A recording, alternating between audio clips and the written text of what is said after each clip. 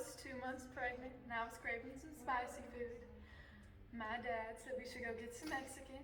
And after we left the restaurant, he took my hand in his cold, calloused palm and he said something so innocuous that I just shrugged it off. He said, "You better be okay when I die. Because one day, it will happen." One thing that used to get on my nerves in middle school and high school is whenever my friends and acquaintances would complain about their grandparents having to pick them up from school. I heard so many times about the old woman car that they would drive, or how angry they would get whenever they had to spend time with their grandparents after school. Tick, tick, tick. Grandparents can play a large role in the growth and development of their grandchildren, but some people aren't able to develop or maintain a relationship with their grandparents for a variety of reasons. Maybe they died before they were born. Maybe they died while they were young. Maybe the parents didn't make it a point to have a relationship with their parents, or maybe the grandparents didn't make it a point to have a relationship with their grandchildren. Tick, tick, tick. I'm in the 4th grade and my friend lost her beloved grandfather. She was really sad and I didn't get it. I too had lost my grandfather, but she was crying all the time, spontaneously at sleepovers and at brownie meetings on the bus ride home from school, in class. But I was just confused. I too had lost my grandfather, one that I'd never get to meet.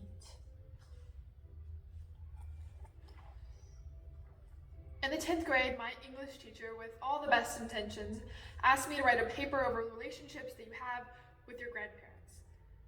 And while this seems like an easy writing assignment for most, this was one of the most difficult papers I've ever had to write. To put it simply, I never had the opportunity of knowing my grandparents. Joyce Allison once said that grandparents are as vital to the growth and development of children as vitamins. But Desert News reports that 14% of Americans grow up without their grandparents in their lives. But growing up without your grandparents is more than just quotes and statistics. It's grief that seems unjustifiable, your friends awkwardly avoiding the topic, and the feeling that you're missing out on something irreplaceable. So, through the prose, Parentless Parent by Allison Grant, the personal short stories Growing Up Grandparentless by Emily Gainey, and Am I Allowed to Grieve Over Someone I've Never Met by Emily Balthazar, and the article, 7 Long-Term Effects of Not Having Your Grandparents in Your Lives by Lauren Schumacher, a program, The Other Half of My Tree, in dedication to everyone who has to grow up without their grandparents in their lives. Know you are the only one eating alone on Grandparents' Day. And to everyone who's lucky enough to have their grandparents in their lives, don't take that time for granted, because that time is just tick, tick, ticking away. I was big and pregnant by this time, and well, my father had an energy that could fill rooms, and an ego that was even bigger. That's why when he got diagnosed, his rapid deterioration was all that harder to watch. I not only had to mourn the loss of him as a father, but I also had to mourn the loss of him as a grandfather. My baby Jake, who was 18 months old, would never remember him. And this one would never get to meet him. I felt selfish, wrong. Who was I to miss my grandparents whenever I had so many other loving family members? I mean, the loss of him loomed largely over my life, but could I even say that I had lost him? Tick, tick, tick. Grandparents can play a lot of roles in their grandchildren's lives, including caregivers, mentors, confidants, friends, coaches, and so much more. But by not having grandparents in your life, you miss out on a lot of things like multi-generational wisdom, knowledge of past culture, and a relationship that differs from that of your parents, but is still incredibly important to both the growth and development of the grandchild and the grandparents. Tick, tick, tick. I miss my grandparents, and I couldn't deny that. But in high school, I had friends literally label being with their grandparents as a burden. I saw them complain about having to go to the doctor with their grandparents for an hour, or be unimaginably upset whenever they had to go grocery shopping with them to get things that they needed. And I look back on it now and I wonder why I didn't say something to these ungrateful kids. Since then, and with the birth of my baby girl, I realize so much of what they need is irreplaceable. No matter how deep our benches of babysitters, or how many books or magazines I've read, nothing can fill the place that my parents left behind.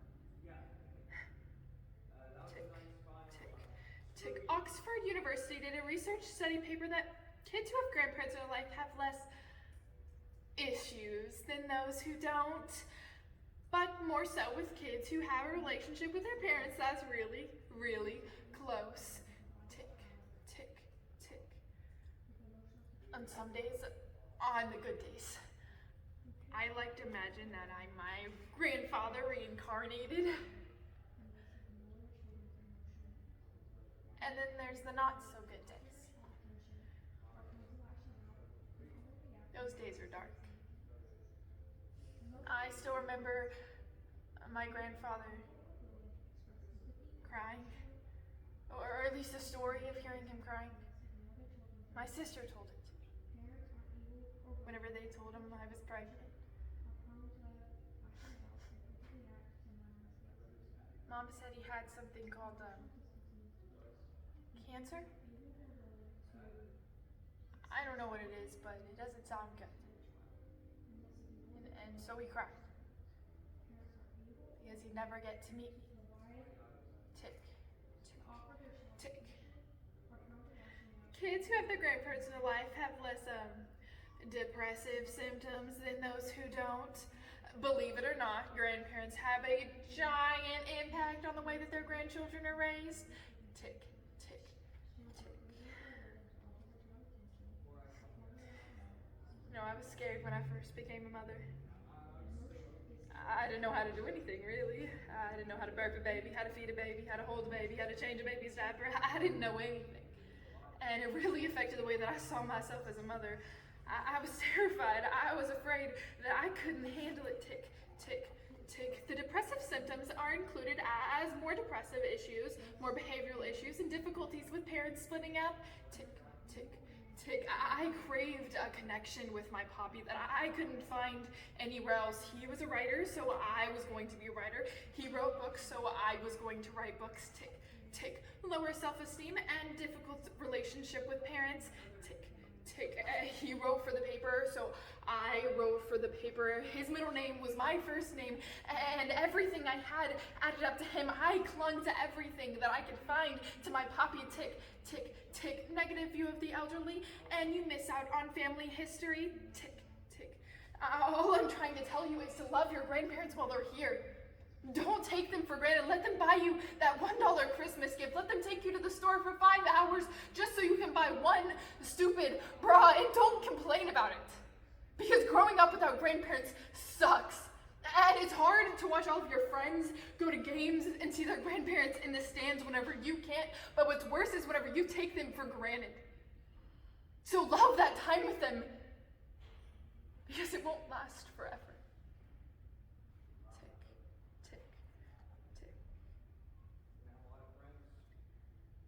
I've realized that they're never going to hear the story of whenever I was born,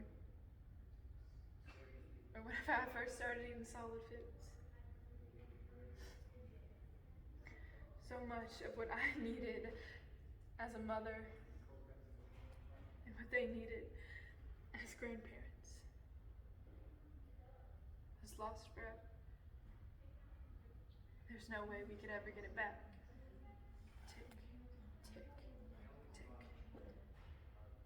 After my grandmother died, we cleaned out my grandfather's house. I looked for something, anything that I could find to connect with him, maybe his story he wrote, but I couldn't find anything. I eventually did write a book. It was over the gun violence in the US, which was something close to my poppy's heart.